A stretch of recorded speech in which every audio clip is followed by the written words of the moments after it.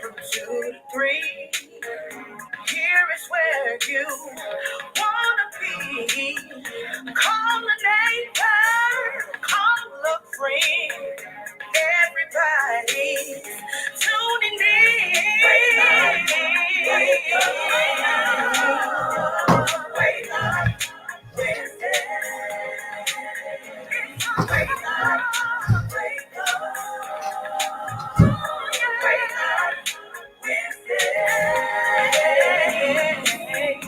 And now here's your host, Greg James. Want to say good afternoon, and once again, welcome to a new month, a new show, a new host. It's Wake Up Wednesday right here in the city of Tallahassee, Florida. Listen, I want you to go ahead on, like, tag, and share for those of you who are on Facebook. For those of you who are listening to us by any other means, go ahead on, get everybody in to this new Wake Up Wednesday series. That's right. We're kicking the second quarter off with an amazing new show, an amazing new host, and that is none other than our Conscious Check host for Wake Up Wednesday, Greg James Community, Christy Henry. How are you? Hey, y'all. Good evening. Thank you. Looking forward to the journey here. This is going to be something. Hey, listen, once a month, we're coming on. You're hosting an amazing show. Once a month. Once a month. Okay. Once a month. Just in case the demand may grow, it's once a month. Well, if the demand grows, we'll have to negotiate what your contract looks like. But right now, it's once a month. And I know that the demand is going to grow because I think it's so important that we have a community conscious check. What does that mean to you? Well, I mean, we know what the purpose of the conscience is. The purpose of the conscience is to discern between good and right and good, and wrong and bad.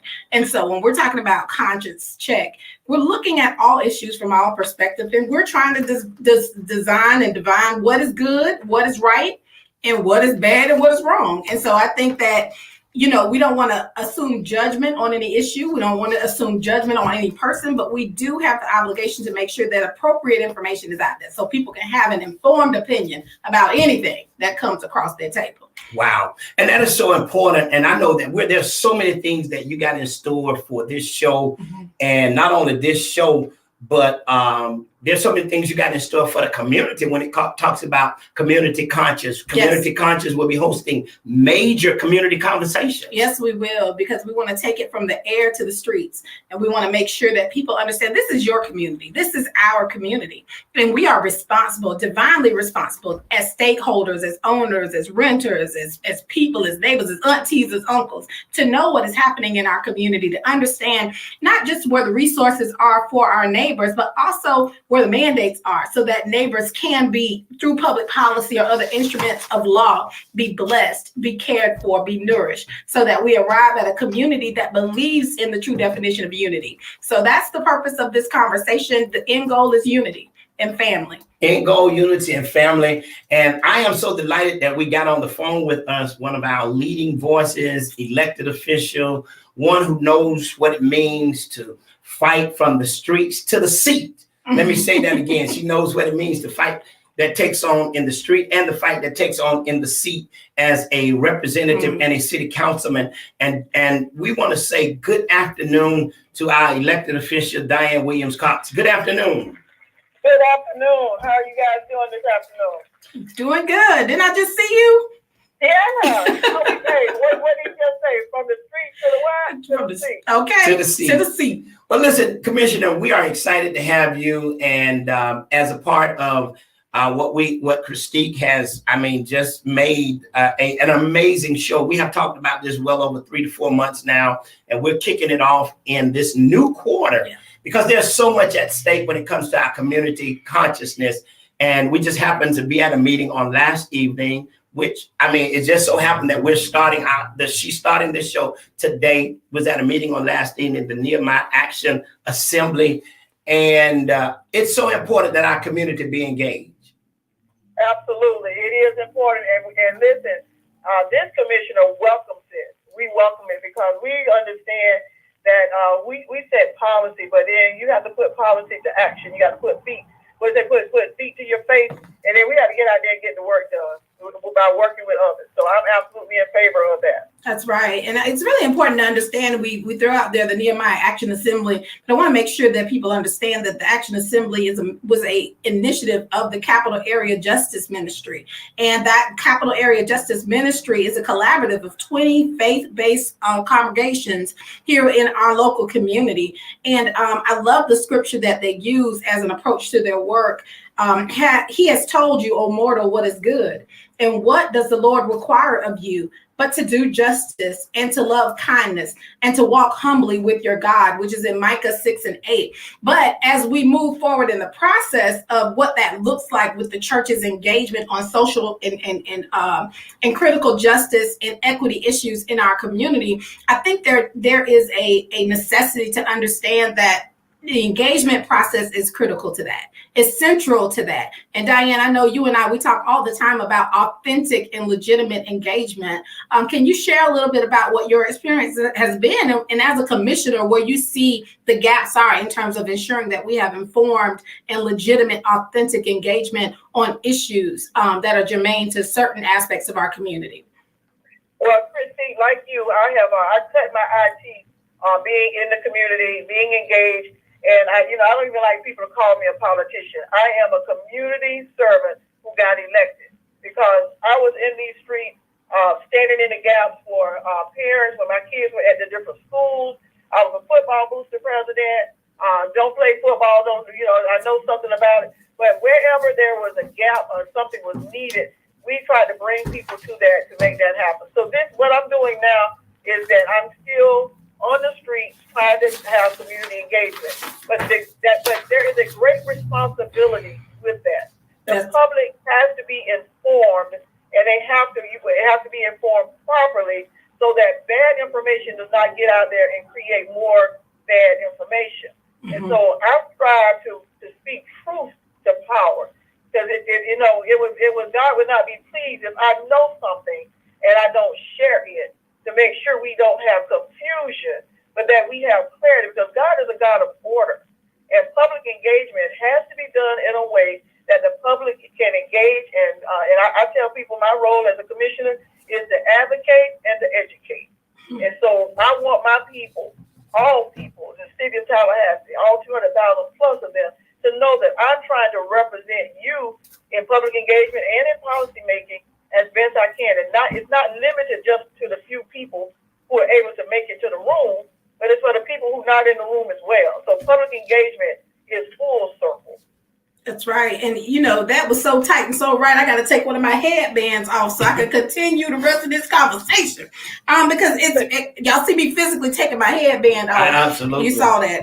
And so I just really want to kind of go into, and of course, we're not just talking about the Nehemiah Action Agenda. That is the process that the Capital Area Justice Ministry utilized that last evening in order to bring attention to issues. And I want to be very fair that it has been a process for this organization to arrive even at the determinate issues that they addressed last evening in regard to their action on gun violence and their actions on affordable housing.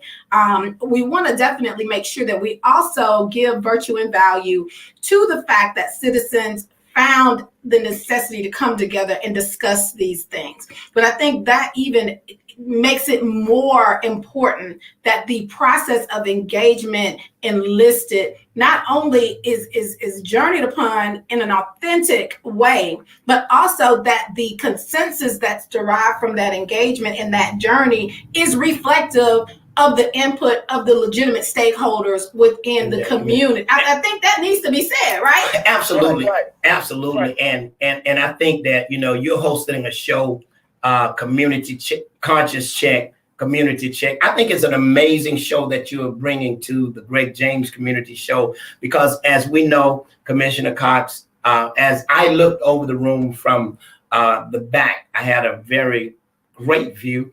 And when I look at the community, the heart of our community where we were holding our meeting, the heart of that community was absent. And if we're going to move forward, and if we're going to really, really make a real major adjustment, I don't want it to look like a setup as opposed to a conversation. as opposed. I mean, to it's conscious check. It is. And so I really want to thank our commissioner for all the work she's been doing. She's just not here talking about gun violence because she is a commissioner, but prior to being a commissioner, she's been at the forefront of engaging conversations with gun violence. And Commissioner, I don't know how you'll respond to this, but how do we engage those communities that are heavily impacted with crime, heavily impacted with gun violence? How do we check their conscience? We gotta go to these people. We can't call a meeting and expect them to come. We got to go to where they are. We got to, like I did. You all invited me to a meeting over on Texas Street, pre-COVID. You got to go to where these things are happening. Talk to the people who are there. Find out. Do your research from the ground. You can't do it from the news. You got to do it from the ground. You got to talk to the families. You got to talk to the children. You got to talk to what do they want in life? What is it that they're fearing? How did this happen? And they tell you there's always a story that occurred before the shooting occurred. Wow. So get to the root of what caused the issue. We're trying to create solutions, but we got to know what the problem is. Why did this young man feel that he needed to pull his gun and shoot innocent bystanders? Why did this person get into a fight? Why did this person shoot into a crowd? We got a lot of mental illness that we don't want to address, but we must address it because this pandemic has wreaked havoc on a lot of us, and a lot of us are on edge. While we busy talking about why Will slapped Chris, what about why Pookie shot Junebug? Absolutely. Okay? We focus on people that we don't know, and they don't know us. We need to be focused on what's happening right here and get to the root of these issues. The city of Tallahassee has a program to try to help, but there's no silver bullet. We all got to do our part. Yes. And pointing your finger, telling somebody what they need to do, it's not going to get it done. Let's come together and let's see what we can do. I think that being in the era of equity, we got to center our conversation around this thing called community involvement and community empowerment, right? Because I think that people have different definitions of what they think empowerment is. You're not empowered until you understand, right? And so until you walk to the table where you've been given an opportunity to understand from this side and from that side, but more specifically, if the intent, right? And we're not God, we can't judge the intentions of people's heart. But what we can say is that we've been doing the same process to no avail for years. Right. Okay. We've been having public meetings. We've been, Tallahassee's a political city. We know how to do political process. But what we have not really done, and I will take this on me too, is we haven't really gotten to this place of what we call real empowerment, because real empowerment takes budget priority, right? Absolutely. Real empowerment takes investment. And so when we're sitting around talking about the issues, it's easy for me who've been working in my state job or working in my bureaucratic position or institutional position. It's easy for me to bring data to the table and to derive an opinion. But community engagement is not a science, it's an art. It takes a different level of approach. It takes, it takes community literacy. It takes the ability to be culturally competent in the space where the change needs to occur. It takes an approach to identifying individuals who will be faithful and who will be accountable to bridge and to bring about the change, but also understand that those people might have problems too. Absolutely. Right? And so it's really, I think we need to hang our hat here because we can't do another meeting. No. Yeah. And Commissioner, I really like to applaud you openly. And I want to say this to all of our listeners. It's one thing to know how people speak in private. It's another to know how they speak in public. And I want to applaud you because the same conversation that you have in private is the same conversation that you have in public. So it's not a wishy-washy Commissioner Cox. It's a Commissioner Cox who speaks what she feels that's going to best empower our people.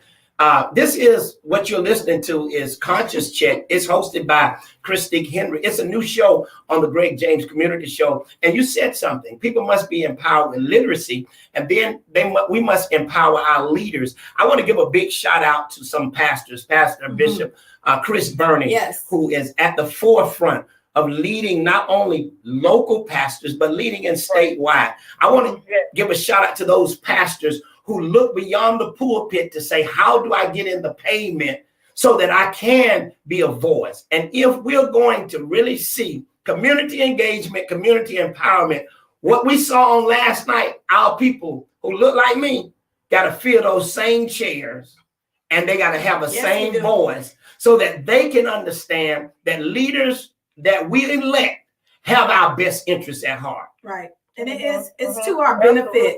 It's to our benefit. I don't do what I do as a commissioner for the money. I don't do it for the pat on the back.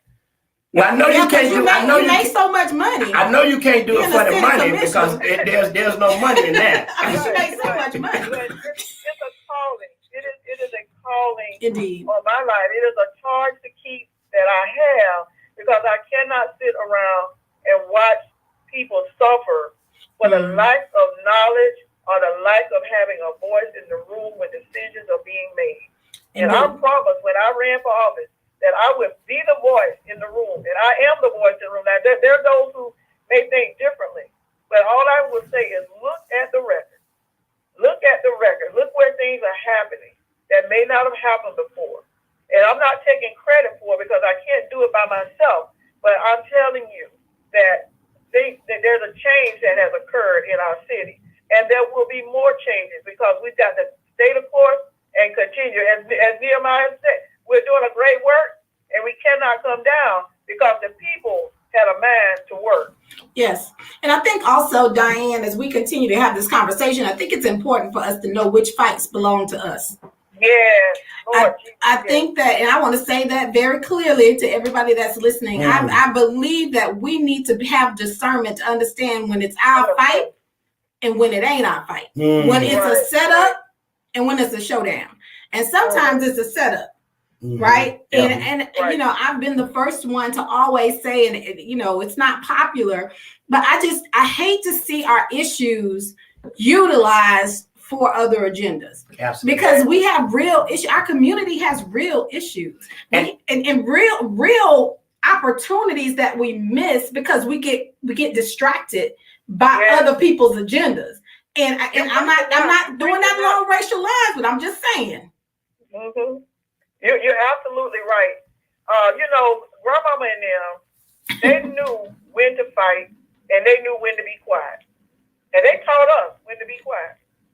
But we have gone away from what grandmama and them taught us, and that's why we're so tired, we're so burdened, because you can't dance on every set and be ready to dance on the one you came to the dance to dance on. So we've got to be very careful and don't follow the shiny object. Look behind the curtain to see what's really going on. Don't be distracted. Stay woke. I say this all the time. It's more than a saying. It's more than a cliche. Stay woke, because if somebody's just trying to get you to do something over there and it doesn't benefit your people or your group that you represent, then they want you to focus over there while they're doing something over here. That's right. That's right. That's right. You got to stay woke. Absolutely. Yes, you do. And let's put a woke fact out there. The rate of home ownership in Tallahassee Southside has not changed since 2001. Hello. So the 43% home ownership that we have in Tallahassee Southside, how does that impact all of the real estate that's in that community if only 43% of it is owned by its occupants? Wow. That's a fact. That's a fact to stay woke on. Right. So we're going to get more to them stay woke facts. Hey, listen, for those of you who don't know, you are listening to Conscious Check it's a new show, new host, none other than Christy Henry. And we are talking to Commissioner Diane Williams-Cox, and we are being joined by Commissioner. I don't know whether you're going to stay on the line with us, but if you got to go, you got to go, because we are now being joined by our state attorney, Jack Campbell. Good afternoon, sir. How are you? I'm doing fine, Reverend. How are you, my friend? Hey, we're doing absolutely well. Hey, listen, we're on the air. We're live. Thousands of people listening. And Commissioner Cox, if you're welcome to stay on board. I wanted to talk to our state attorney because it's conscience check. And most people see him as the man who has the golden key that can change anything with law enforcement. And that's not so, is it? No, sir. I wish I had that much power. I really do. I like everybody in God's kingdom, and I appreciate you all being a part of it. We all have to work together. Commissioner Williams-Cox, if she's still on the call, she's an incredibly valuable part of our justice, and that's the truth, is all of us public servants, all of us children of God have to pull together to find justice. It's not one man's job. It's not one woman's job. It's all our responsibility, and I think there's some confusion on that. I think that's a really important point to make. And, I like the fact that you honed in immediately on this balance of power thing, because we have this constitution, right, in this country that separates powers, correct? And that's so that we don't have a gross execution of power on one end without having the sufficient necessity on the other, right? So we have this executive and judicial and legislative branch. And so on the local government, we mimic that locally. But sometimes in our mindset, we want to hold folk disproportionately accountable for things that may not be within their purview to be held accountable for, because you have to work with the balance of authorities, right? Even in law enforcement. Am I correct or am I off? No, you're 100% correct. And that's like most things in life, the important things are hard. Justice is a hard thing. It's an incredibly important thing, but like most things in life, you have to work for what's important. And justice takes a team approach. And you're exactly right on the local level. The legislative branch, which would be your city commission, your county commission, your Florida legislature, they pass the law. I'm part of the executive branch. My job is to enforce the law, working with my partners in the criminal justice system. And then you have the judicial, which makes sure that I'm following the law and that the laws are consistent and clearly and fairly interpreted. And so all of those checks and balances are just as applicable here in Tallahassee as they are in Washington, D.C., or on Saturday morning when they used to study, Jailhouse, the Rock, song about "I'm Just a Bill on Capitol Hill." That's the same civics that we learned as children is applied and well used here in our community. And so, Jack, I really want to go back to what you said and have an honest moment, right? A conscience check, if we will. So we don't want to negate the impact that systemic racism has had on communities of color. We don't want to negate the fact that law enforcement safety infrastructure has been poorly lacking, and in its present, it has been militant and in some cases intimidating to people of color. We don't also want to negate the fact that it is the responsibility of clergy, of churches, of organized agents of ministry to address issues of gross negligence or gross injustice as it relates to enforcement of the law. So we want to make sure that that is understood, that it is the work of the constituent base to ensure that the execution of law and order is just, is fair, does not disproportionately impact one segment of our community for the other, because we all pay taxes for you all to be able to exist. So talk a little bit about your perspective on that and how that relates to our approaches locally to ensure that justice springs forth for all citizens in Tallahassee, Leon County moving forward. Well, I think that's a great question. I appreciate it, Christine. That's where the lions come. Whether you're talking about Dr. King, whether you're talking about locally with C.K. Steele, whether you're talking about R.B. Holmes, whether you're talking about the justice leaders, Pastor Wright, Pastor James, who's sitting next to you right now. The church, and particularly the African American church, has often been the champion of justice and trying to right those wrongs that you speak of. But the fact of the matter is that during that time, we have been able to forge relationships and trust, because time and again, when we've come together where there were certainly people and the African American community more than most were shut out of those conversations. Mm-hmm. We are working to build the trust of the community, and so that's why it's so important that we work together on these solutions. Nobody wants to, and it's one of the things when I ran, and now that I'm your state attorney, I don't want a suggestion that I'm up in an ivory tower just telling people what the law is. My job is to be in the street, in the community, sitting down with folks and having the hard conversations about what we can do. But just like I need to be there and accountable to the people need to understand that I can't fix everything overnight with a fiat of my pen. It's going to take us all working together. And I think that's where some of the miscommunication was last night, was suggesting that I'm alone without the sheriff, without the police chiefs, without all of the other members of the criminal justice system who are my partners in trying to find justice. Mm. So let's go back, because we know that a lot of the crime in our community is based upon survival. Quite frankly, there's a commerce in an industry in our community that exists, not predominantly, but it exists. Absolutely. That is based upon survivalism, and that accounts for much of the gun violence. It accounts for much of the violence, crime. period. Yeah, absolutely. And so when we're looking at that, we have advocates like Pastor James and other people that are coming before courts and are working with your office and others to make sure that that understanding is clear in order to redeem lives from the system. Talk about some of the approaches that you have done in order to make sure that we don't make casualties of people who are just trying to survive. Well, I think that's a good point, and that's why we've sat there and tried to expand all of our diversion program, whether those are adult or juvenile. And you're now seeing the greatest use of the diversion program that this office has ever done. For those people, we recognize that many of the people who are, particularly young people, who are becoming involved in the criminal justice system, were involved in various types of adverse childhood experiences. We call them ACEs. And often they were victimized by others.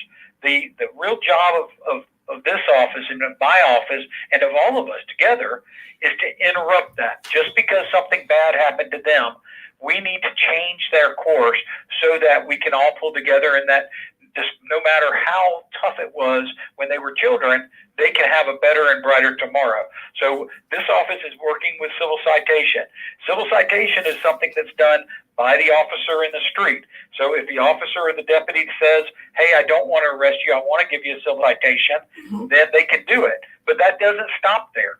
There's actually, even if they decide I'm going to go ahead and take you to the juvenile receiving facility, even if I'm going to go ahead and take you to your parents and give you a notice to appear, this office still has, and so far, last year we did hundreds of juveniles that were arrested. We again filtered it and put them into a diversion program where their charges were ultimately dropped.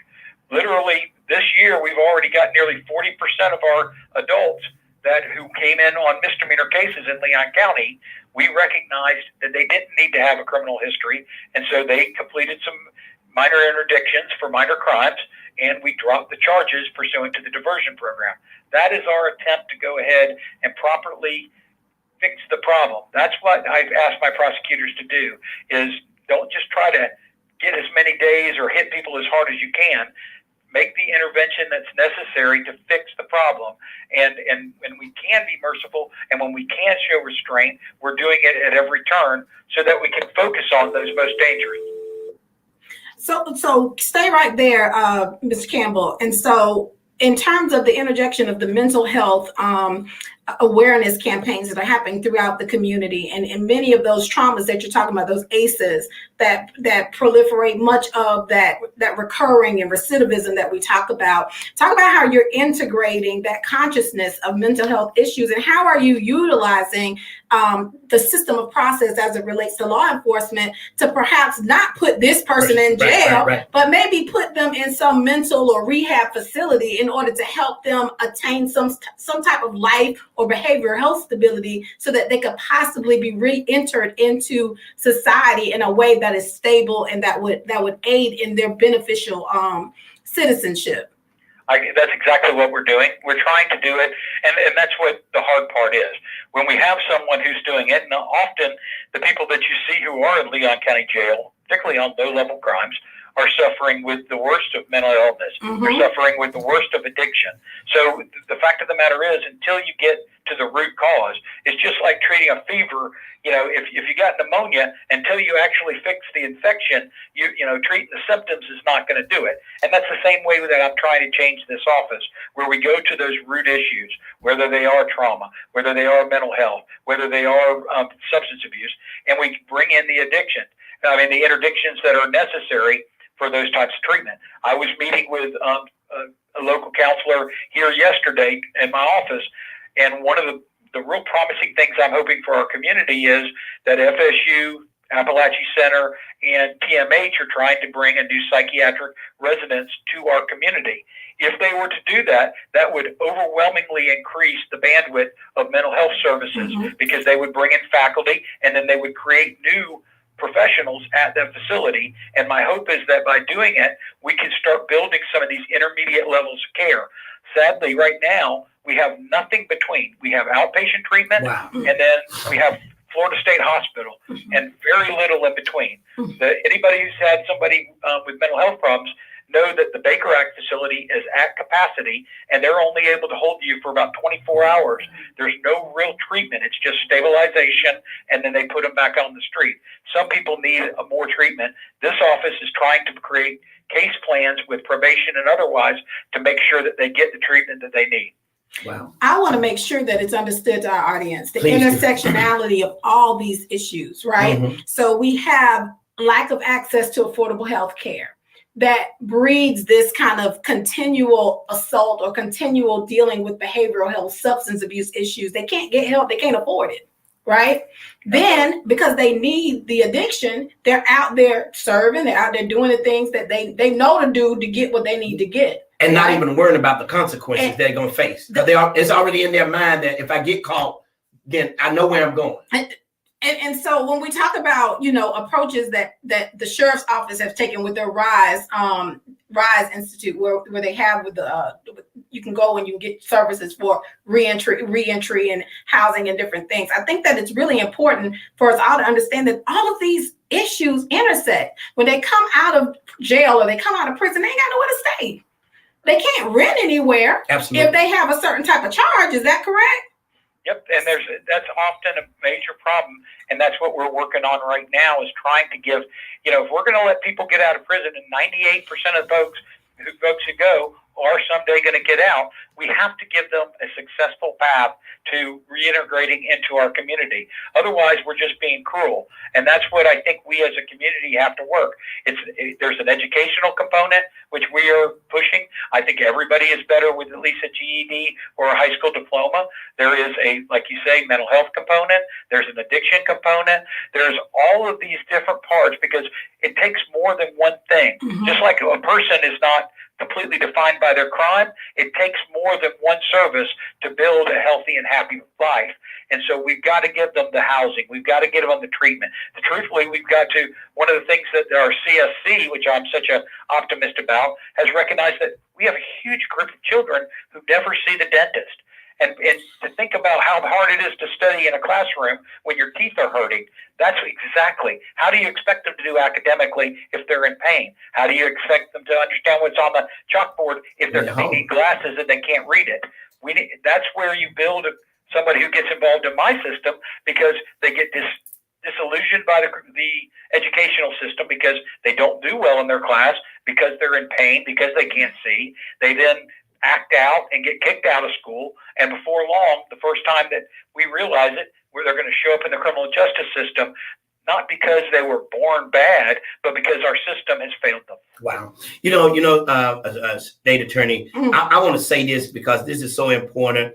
And as we launch this show, Conscious Check, I think there are those who are listening to the broadcast now. I'm looking at some of the Facebook response. I just heard a young man say, wow, this is great, very much needed. Just listening to some of the responses, and to have you join us, just to be able, after listening on last evening to the Nehemiah town hall, and to have you readily be available to say, hey, I got a few minutes. I would love to call in and share some thoughts and ideas.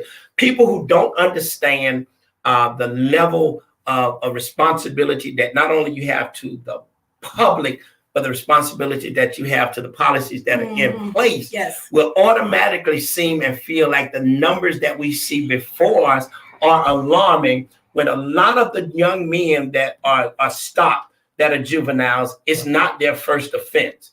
I've had the opportunity to work hand in hand with your chief attorney for juvenile justice with juvenile cases, which is Eric Trumbley.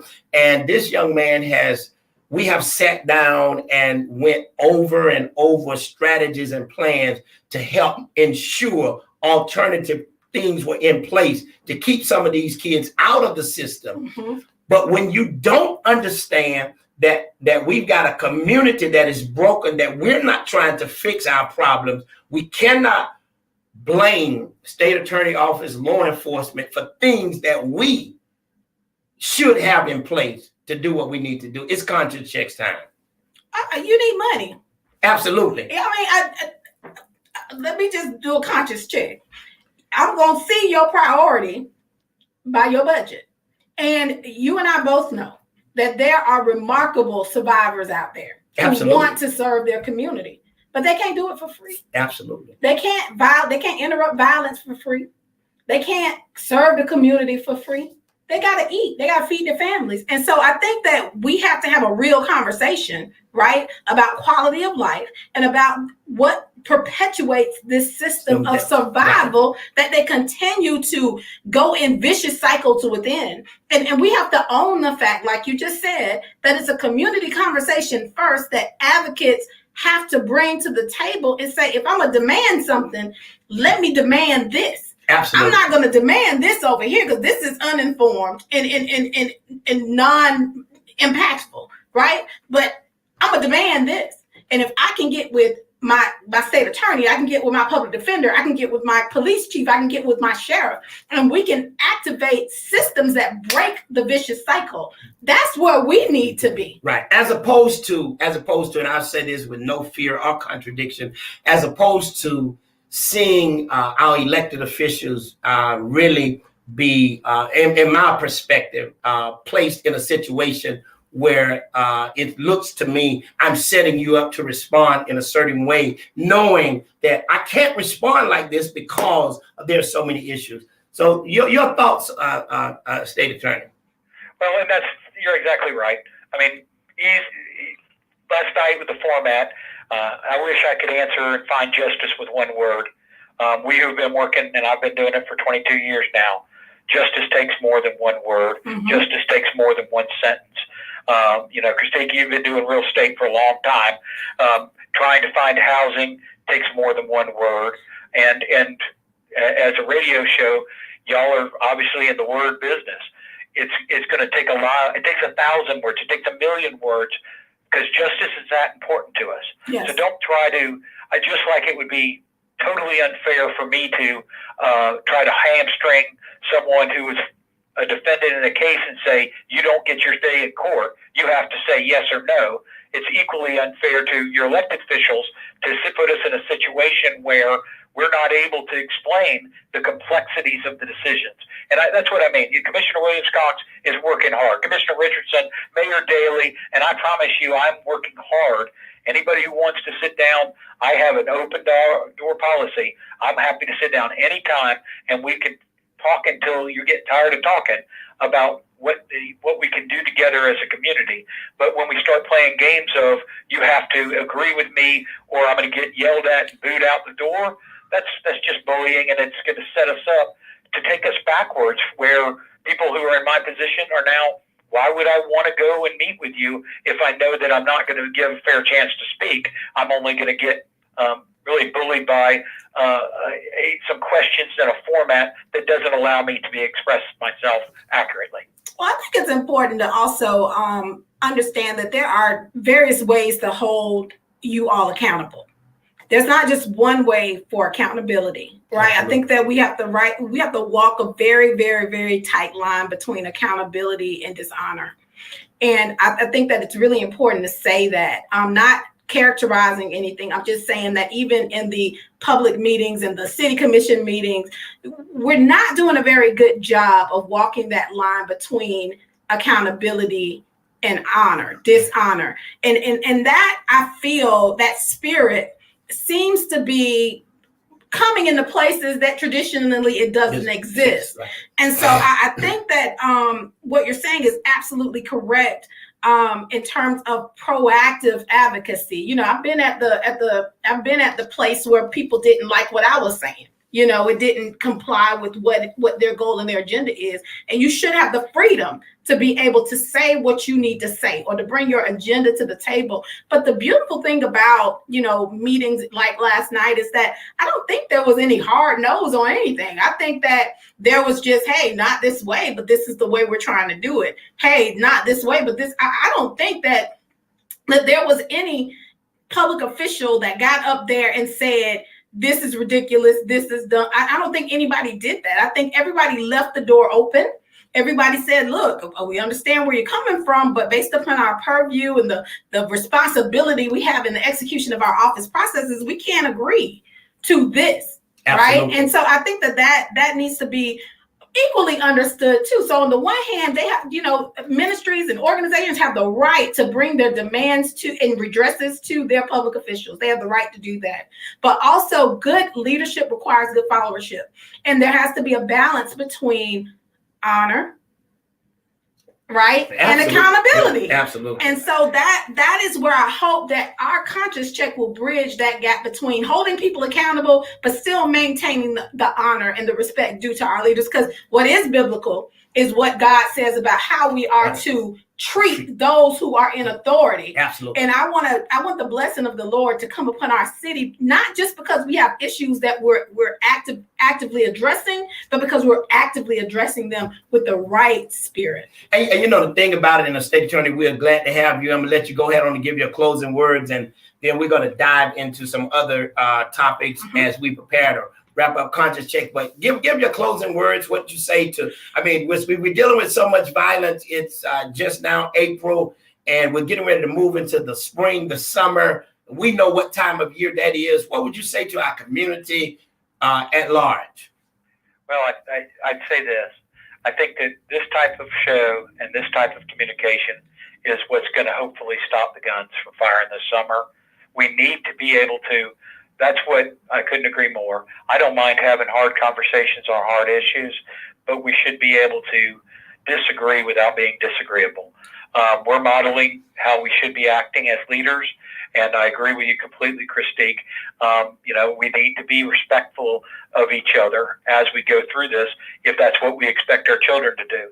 And so my hope is that while we show our children that even if we disagree about how to get somewhere, we're all trying to get and build a more peaceful union. We're all trying to build a community where we're safe to raise our children, and that we're doing it through thoughtful communication where everyone gets to be heard. And it's not just the powerful who are able to win either at the barrel of a gun or through a format like some of these conversations that have happened.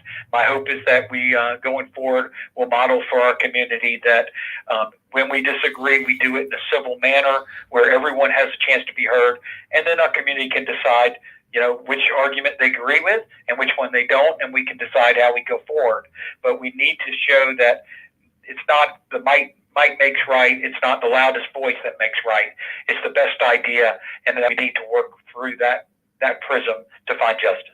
Amen. Well, listen, certainly want to thank you so much for the taking moments out of your schedule to give us a call on Conscience Check right here with your new host, new show, Christique Henry. One of the things that Conscience Check does, it checks the conscience of those who are listening in our community. Listen, just finished talking with our state attorney, Jack Campbell, and I'm grateful to know that he is in the community, at the heart of the people, with the people in his heart. Listen, one of our Facebook listeners just said that jobs, culture, entertainment, equality will keep guns home this summer. Listen, we've seen it.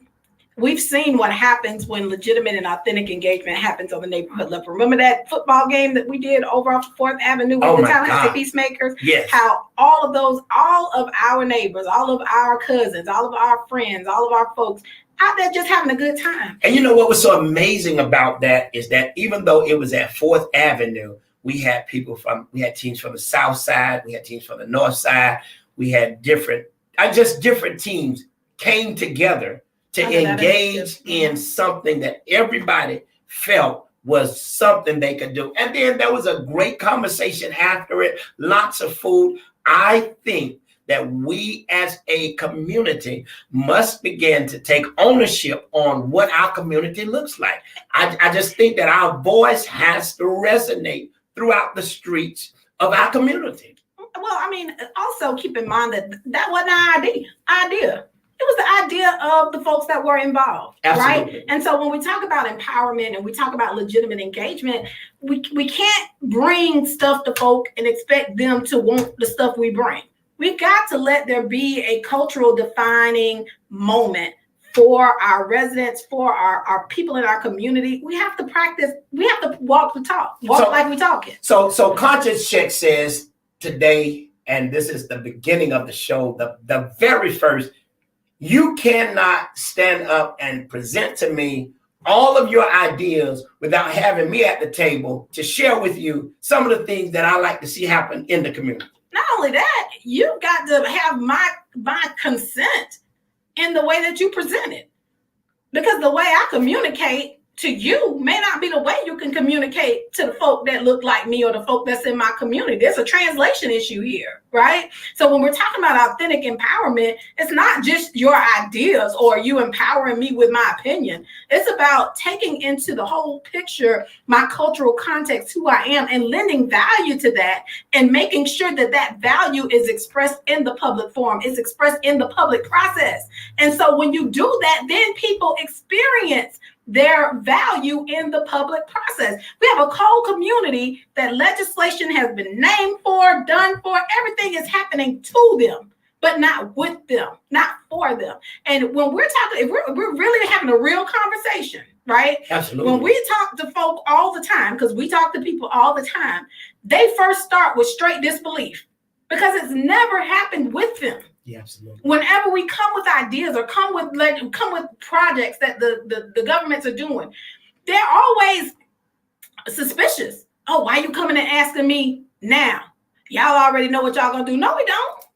We're coming to you at the beginning, trying to get your ideas, and they don't believe it until it happens. When you do that over and over again, guess what that does? It changes. It changes the dialogue. It grows and generates trust, and that's what we're sorely. That's why people have political negative power, because they understand the trust vacuum in our community. And if we can begin the process of healing ourselves internally and being that trust factor in our community, that's the way forward. Wow. You know, even as you begin to speak, I just thought about something, and I have to use the years that I spent incarcerated, and I have to use that as always a platform for me to draw from, because as negative in so many people's eyes as it may seem, it has really helped define my view on so many issues. And I can recall so many times inside of the prison when our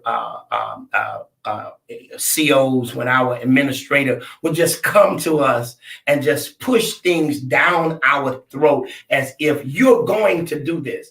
And what it set off inside of that prison was a spirit that rebelled against everything that they said we was going to do. And it created more havoc for them than it did for us. Why? Because we could go into the cell and sit 24 hours and we could sit for 7 days without coming out because we knew we were going to get 3 meals and we knew we weren't going nowhere. Right. But what they had to understand, now you got to answer to the Department of Justice, who's going to come into this prison to find out what has set this off. Same thing in our community. Yes. If we bring the right people to the table, sit down, hear those people, Hear them. then we will be able to have people that go back to the community in power with budget that can help solve some of the problems. So listen, I think this is an amazing show, and I'm grateful that we took some time to just, really dissect month after month when we was going to launch it, and just talked about how real must our conversation be if it's going to be empowering.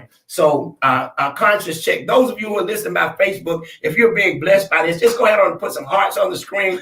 Let's talk about, we got a few minutes left. Redistricting is taking place. Al Lawson is Judge Hatchett, first Black Supreme Justice. Elected officials are not wanting to name the court. I mean, we are in trouble. Mm. And our conscience must be in check. I mean, so. I mean, it's just another example, I think, of reactivity. You know, I know that there is an agenda out there in order to, I mean, on the face value, it looks good, right? Oh, we're bringing authentic representation because the district's too big. Oh, we're bringing democracy, right? But at the end of the day, at the expense of what? You're bringing democracy at the expense of what? Mm-hmm. What are we going to lose in the fire? Absolutely. And here's the thing. If our conscience are not, I want to use Diane's word, awoke, we're going to find ourselves, rather than going forward, we're going to be really going backwards. Oh, yeah. And we cannot sit idly by because you're saying, well, it does not affect me. It does affect you. Oh, it does. So here it is. Al Lawson is in probably the fight of his life with redistricting. A special session is being held now. Right. It's on the way. And what we have to see coming is it's election season. I mean, there's so much you got to store with this. There's so much to unpack. And again, it goes back to this kind of reactivity. You know, the thing I look back at is, you know, my husband and I, we always listen to like old political stuff, right? The old movements of the past, the civil rights movement. And we're always just amazed at how proactive the people were, right? How proactive, how organized they were. Maybe they weren't always together. Maybe they weren't always unified, but they were organized. Oh my goodness. They understood when to step up and when to, like Commissioner said earlier, they understood when to speak out and when to be quiet. And I think that what we've lost is that, you know, due to agendaism, due to siloism, due to a lot of isms, right? Everybody want to be in charge. Nobody wants to see impact, right? I'll sit in the back seat of the room as long as the bus that's driving us is taking us to impact. But people want to be in the front. People want to be at the driver's seat. And it's just very regressive. And so I will hope that, you know, the counties that's lining up, because the reality of this is that we have an area, a region that's growing. It's growing. You got oysters over here in Wakulla, Franklin County. You got land over here on the other side. You got all of this undiscovered treasure that's called land that's built up everywhere else, and now growth is coming to the region. That's what's at stake. The demographic determination and future of this region is at stake. So when they're talking about redistricting, they're understanding where the trajectory of the growth is coming. Right, absolutely. And so we have to have that mindset and knowledge to understand that. If you look at the way that things are set up, they're all regional now. All of the collaboratives, all of the economic frameworks, they're all regional now. It's 850. It ain't just Tallahassee, Leon County. 850 is from Pensacola all the way to that other little county that I can't remember the name of. Right, absolutely. It's huge. 850 is huge. And we need to understand 850 before we can properly understand what's happening politically in the state legislature and on all other levels. And we need to understand that now, because that is really, really important. And Leon County is the seat that flows out right from the region. And we need to really understand our place and our power and the opportunity that presents, particularly in communities of color. Wow. Well, listen, this is the new show, the new host. It's Conscious Check with Christy Henry, and certainly, hey, what a way to kick off the show. I mean, we just happened to be at the Nehemiah Project. As a matter of fact, I didn't even know the meeting was taking place. I got a call, and I think you got a call. And so I'm saying, how are they having a meeting? And but anyway, however, it's an amazing time. I want to say that even though our numbers are alarming when we see what we're seeing, we have people with the heart of the people in their heart. We have a sheriff who probably should be pastoring a church, but I guess the county is his church. The High Reverend Sheriff. The High Reverend Sheriff. I guess the county is his church, and he's very much adamant about seeing change takes place. We have a mayor who came into office at a very difficult time, but somehow has managed to keep things stable. And we have so much going on in our school system, but we're grateful for those who are working to kind of like deal with some of the things that we're dealing with. And I think that there are people who are serving in roles who have the people and the children at heart. Yes. It's not political for them.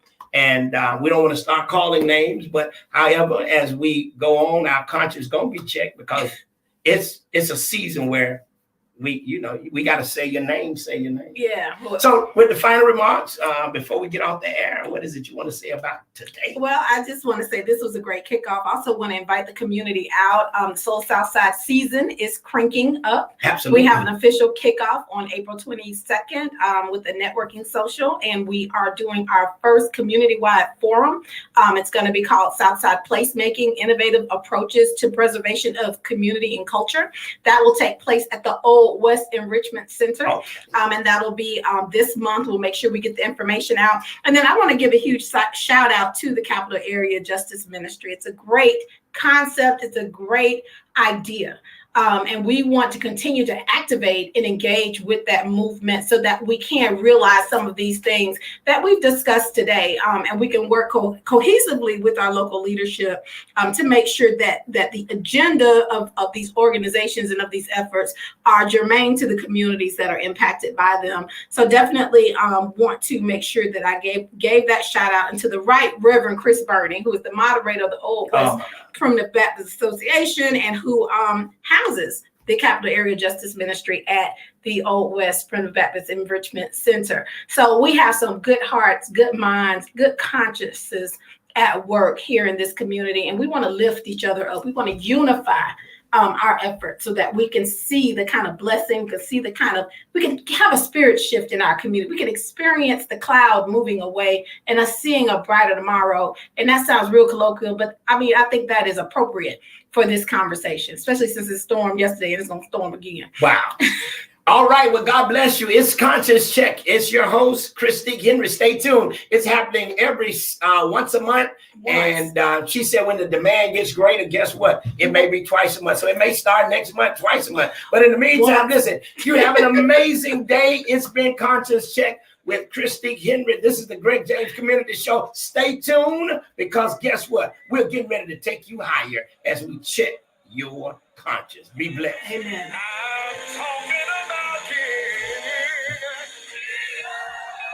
For Facebook family, I pray that you were blessed today. Yes. Please send your issues to us. Check our conscience. Make sure that we're on the right agenda. We want to be accountable to you, our listeners.